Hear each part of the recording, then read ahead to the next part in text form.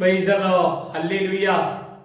നമ്മൾ വിശ്വാസത്തിൽ ആയിരിക്കുന്നു എന്ന് നമ്മൾ നമ്മളെ തന്നെ പരിശോധിക്കണം.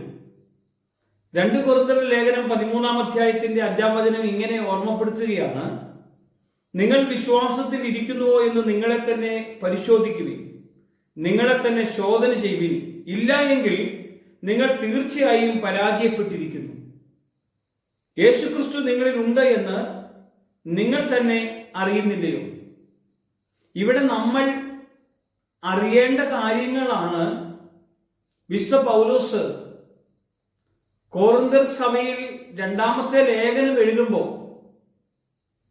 പൗലോസിന്റെ അടുക്കൽ വന്നവരോട് പൗലോസ് പറയാൻ ഇടവന്ന ഒരു ദൈവിക സന്ദേശമായത്. നമ്മൾ കർത്താവിന്റെ അടുക്കൽ വരുമ്പോൾ നിങ്ങൾ വിശ്വാസത്തിൽ ഇരിക്കുന്നുവോ എന്ന് ശോധന ചെയ്യണം. കൊരിന്ത്യരുടെ ലേഖനത്തിന് നമ്മളെ ഓർമ്മപ്പെടുത്തുമ്പോൾ മർക്കോസ് സുവിശേഷത്തിൽ നമ്മളോട് ഇങ്ങനെ പറയുകയാണ്: വിശ്വസിക്കുന്നവന്റെ കൂടെ അടയാളം ഉണ്ടാകും. വിശ്വാസം നമ്മൾ പരിശോധിച്ചറിയണം.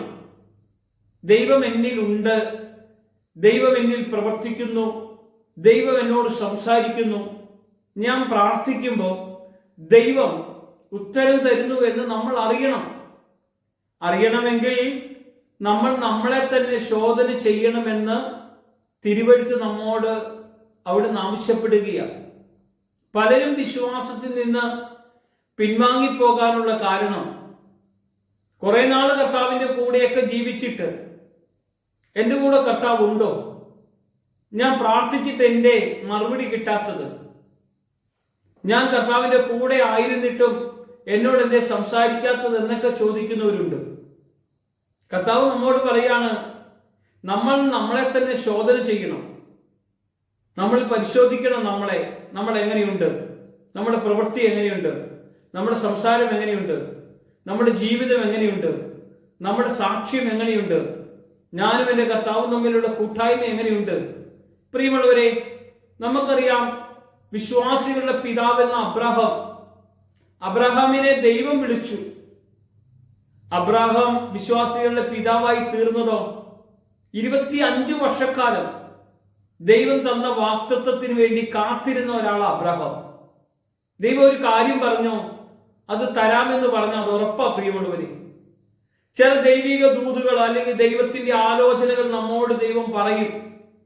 ദൈവദാസന്മാരിലൂടെയും നമുക്ക് വേണ്ടി പ്രാർത്ഥിക്കുന്നവരിലൂടെയൊക്കെ ഇത് ദൈവം പറയുന്ന കാര്യത്തിനൊരിക്കലും അത് നടക്കാതിരിക്കില്ല. പ്രിയമുള്ളവരെ, അതിന് ചിലപ്പോൾ കാലതാമസം വന്നേക്കാം, എന്നാൽ അത് നടക്കാതിരിക്കില്ല.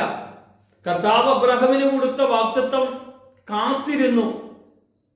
100 വയസ്സുവരെയും കാത്തിരുന്നു. 25 വർഷക്കാലം കാത്തിരുന്നപ്പോൾ ദൈവം ഒരു കുഞ്ഞിനെ കൊടുത്തു. ദൈവം ഒരു കുഞ്ഞിനെ കൊടുത്തപ്പോൾ ആ കുഞ്ഞിനെ എനിക്ക് യാഗം കഴിക്കണമെന്ന് ദൈവം അബ്രാഹമിനോട് ആവശ്യപ്പെട്ട പ്രകാരം അബ്രാഹം അത് അനുസരിക്കുക ചെയ്യുന്നത്.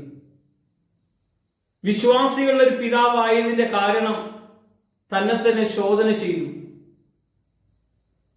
കർത്താവ് പറയുന്നത് അനുസരിക്കുന്ന ഒരു മനുഷ്യൻ, ഒരു ഭക്തനാണ് യഥാർത്ഥമായ വിശ്വാസി. ദൈവത്തിന് വേണ്ടി ജീവിക്കുന്നവനാണ് യഥാർത്ഥമായ വിശ്വാസി. ദൈവത്തിന് വേണ്ടി മരിക്കാൻ തയ്യാറാകുന്നവനാണ് യഥാർത്ഥമായ വിശ്വാസി. അതുകൊണ്ടാണ് ഞാൻ വിശ്വാസിയാണോ എന്ന് ശോധന ചെയ്യണം. പ്രതികൂലങ്ങൾ വരും പ്രിയമുള്ളവരെ, ജീവിതത്തിൽ പ്രതിസന്ധികൾ വരും. കുടുംബത്തിൽ തന്നെ വലിയ തകർച്ചയുണ്ടാകും. സുവിശേഷകരുടെ ഇടയിലും അവരുടെ കുടുംബത്തിലെല്ലാം പ്രശ്നങ്ങൾ ഉണ്ടാകാം.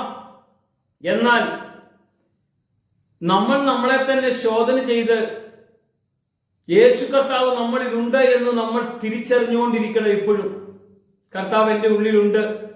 നിങ്ങൾ ജീവിക്കുന്ന ദൈവത്തിന്റെ ആലയവും ദൈവത്തിന്റെ ആത്മാവും നിങ്ങളിൽ വസിക്കുന്നുവെന്ന് നിങ്ങൾ അറിയുന്നില്ലേ?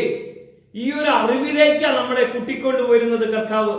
എങ്കിൽ നിങ്ങൾ തീർച്ചയായും പരാജയപ്പെടും, ശോധന ചെയ്തിട്ട് ക്രിസ്തു ഇല്ലെങ്കിൽ. അതുകൊണ്ടാണ് കർത്താവ് പറയുന്നത്, എങ്കിൽ നിങ്ങൾ തീർച്ചയായും പരാജയപ്പെട്ടിരിക്കുന്നു. യേശു ക്രിസ്തു നിങ്ങളിൽ ഉണ്ട് എന്ന് നിങ്ങൾ തന്നെ അറിയുന്നില്ലയോ? അറിയുന്നുണ്ടോ? ഉണ്ടെങ്കിൽ ഇവിടെ പ്രവൃത്തി നടക്കും. വിശ്വസിക്കുന്ന മനുഷ്യൻ പ്രാർത്ഥിക്കുന്നതൊക്കെയും യാചിക്കുന്നതൊക്കെയും ലഭിച്ചു എന്ന് ഉറപ്പുണ്ട്. അത് ലഭിച്ചു കഴിഞ്ഞു എന്ന വിശ്വാസത്തെ കുറിച്ച് കർത്താവ് നമ്മോട് പറയുന്നത്. നമ്മൾ പ്രാർത്ഥിക്കുന്ന വിഷയത്തിന് അവിടെ ഉത്തരം തന്നു കഴിഞ്ഞു. എബ്രായ ലേഖകൻ നമ്മളെ 11-ാം അധ്യായത്തിൽ ഓർമ്മപ്പെടുത്തുകയാണ്, വിശ്വാസം എന്നത് കാണപ്പെടാത്തതുണ്ട് എന്നും പ്രത്യാശിക്കുന്ന ലഭിക്കുമെന്ന ഉറപ്പാണ് വിശ്വാസം. യേശു നമ്മുടെ ഉള്ളിൽ, ദൈവം നമ്മുടെ അകത്ത് വസിക്കുന്നുണ്ട്.